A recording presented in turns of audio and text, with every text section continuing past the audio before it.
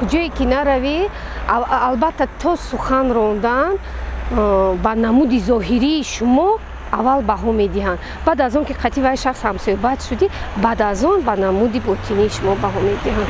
симои зоҳирӣ муҳим нест, муҳим савод аст. ман дишта ма ҳам хел одами хушрӯ нағз мебинам духтари хушрӯ ёки бачаи хушрӯ, хай одами занаки хушрӯям бошад. Например, мехоҳам ки авай кати гап занам, одамам нишистаст рол бозӣ мекунад, идора ба кор кардан ба ман хел ягон корхонаи вай ба кор кардан вай нишист роли калон кор мекунад. Ба ин саволи шумо ба гуфти урусо як поговорка ки ҷавоб метиҳам, встречает по одежке, провожает по уму меган.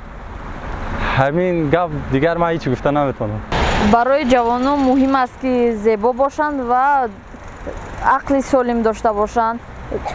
барои он ки дар ҳама ҷо зебогӣ роли якумро мебозад.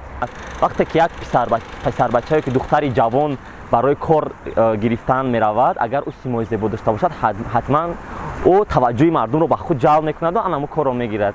барои симои зебо ба ҳама писанд аст.